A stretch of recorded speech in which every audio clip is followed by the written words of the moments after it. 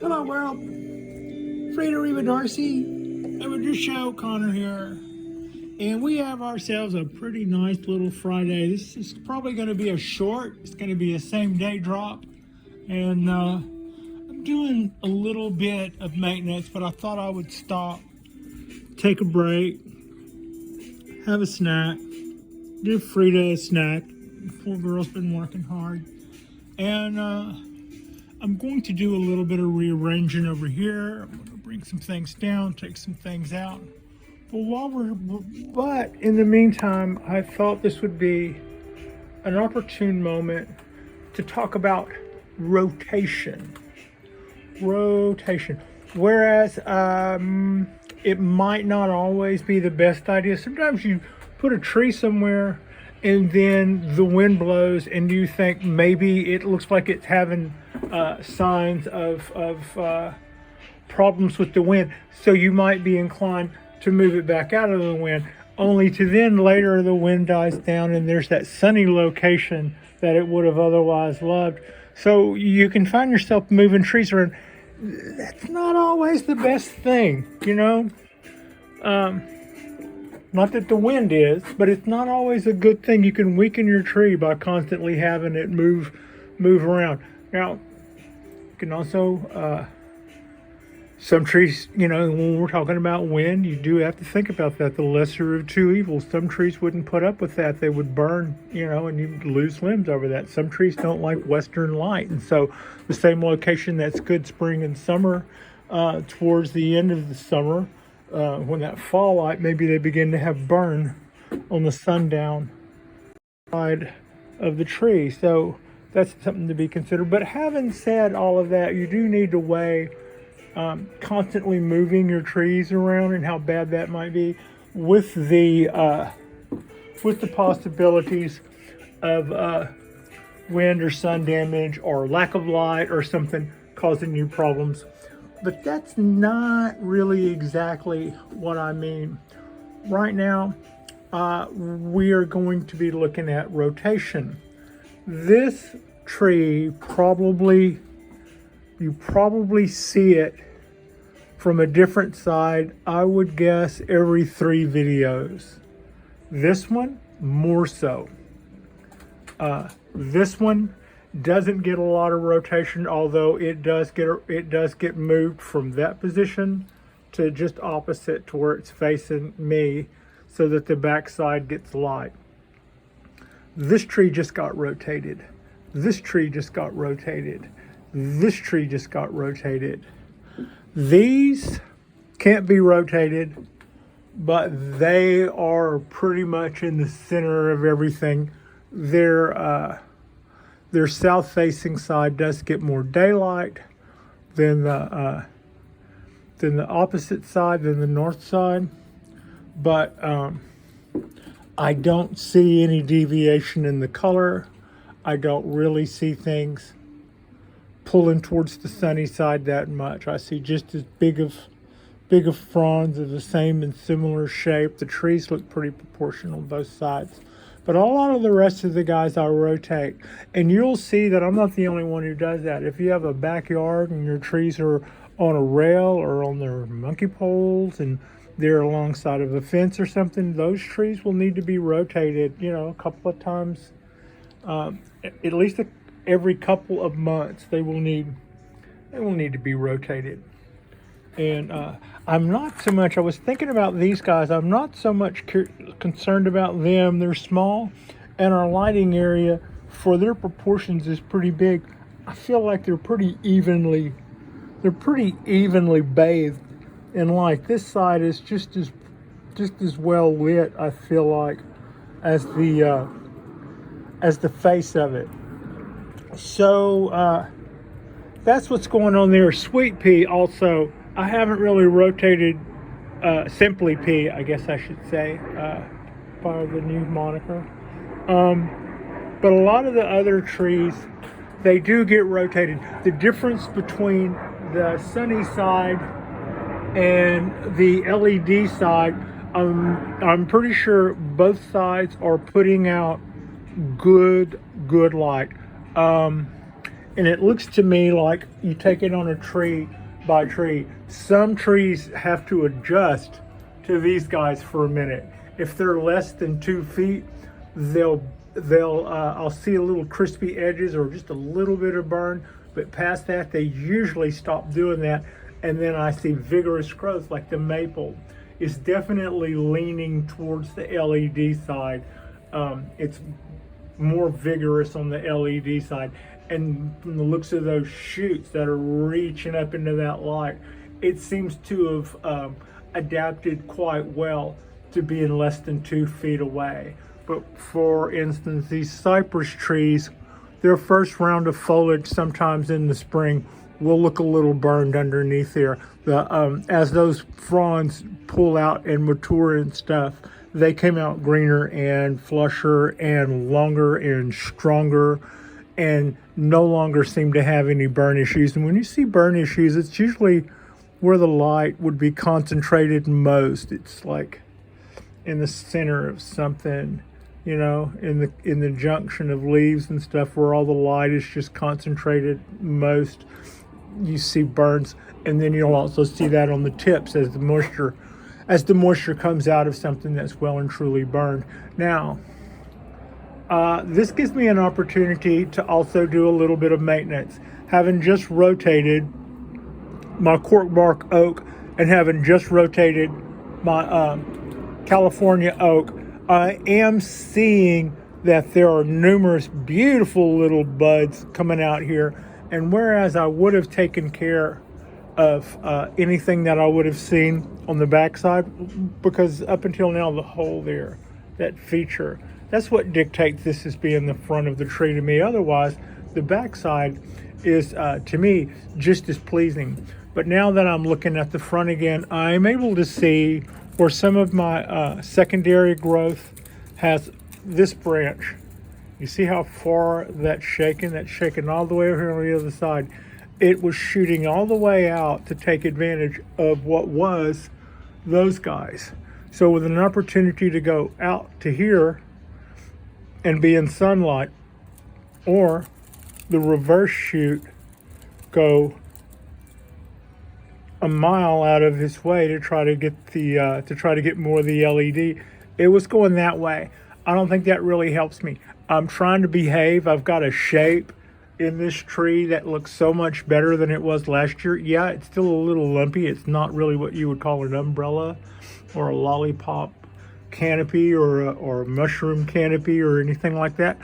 It's still kind of splotchy, but just to see the tree fill out, and I really want to limit how much I prune back in the spring, allowing stuff to just max out. But I will be pruning back probably sometime today, and this isn't worth a show, that's why I'm showing you now.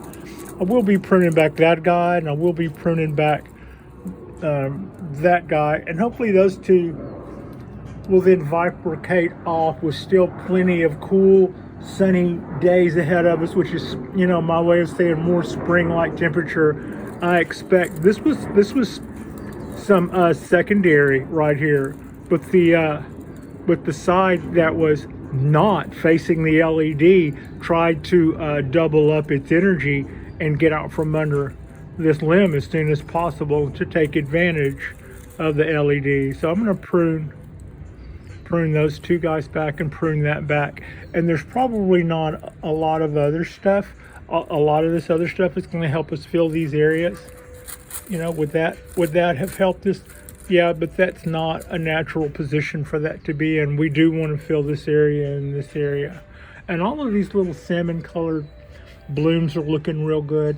And that's, it's just pushing out stuff. It's just continuing to treat late spring like it's early spring. It was doing that a month ago, and it's still doing that now, and I expect it to continue to do that. Now, having rotated the tree, this was the outside of the cork bark oak. I don't see where it's any more vital on the sun side. It looks to me like the shoots were longer and more of them on the LED side. So again, it seems to be sun hungry, and that does seem to supply. However, I don't have insect, pot marks, shotgun blast holes in my leaves on the inside of the tree the way I do on the outside. I'm calling this the outside because the tree just got rotated. This was the side that faced the outside, and when I rotated the tree around, the first thing I see is I did see some of this when I was looking up over here, like whenever this was over there, I could see through like backlit that there were, you know, like looking at that one, except it would have been more over there. And that's when I drug out my systemic treatment, and we did our show earlier in the week about the systemic treatment. Technically, I had it on my calendar to do that in July, but I thought if my leaves on this oak tree are already that tasty to something that it was going to take several bites just to make sure it wasn't any good, then maybe we better do the treatment. And I haven't seen any issues with this guy, so that's a plus. Now, also, I don't see this as reoccurring. This looks to me to have, I don't see any bugs doing that, and it looks to me like maybe I just nipped that off. All of our little buds that are coming out on the end of the leaves and stuff don't look like they've been affected.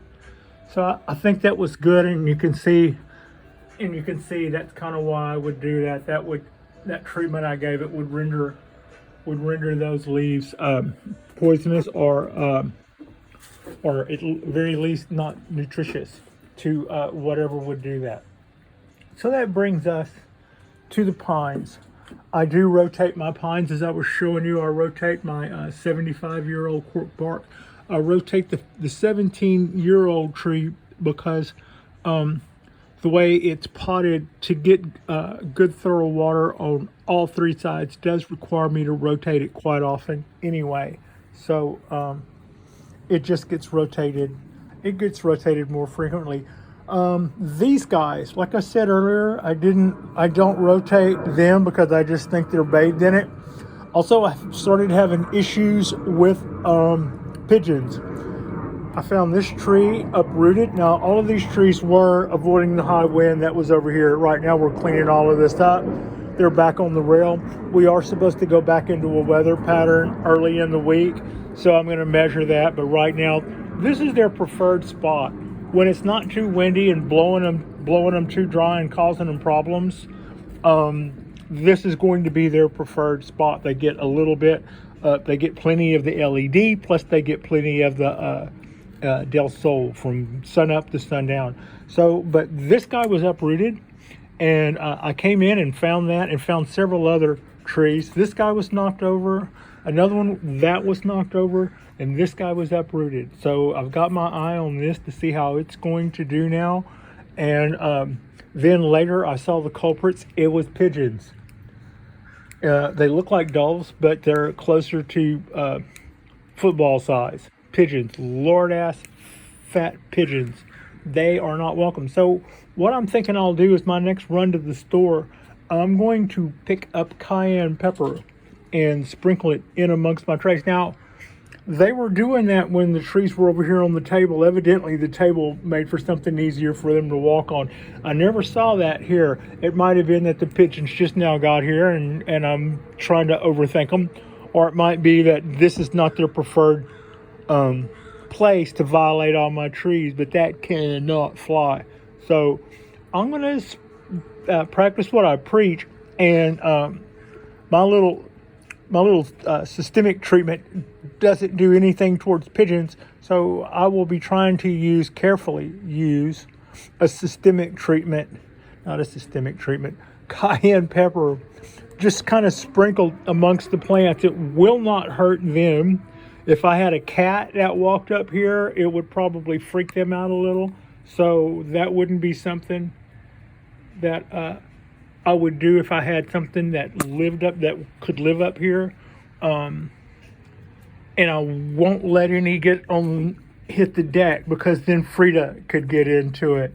But barring that, I think I would choose that as a possible deterrent. It won't hurt them. It'll just make the area someplace that they're like, someplace that they wouldn't be as interested in.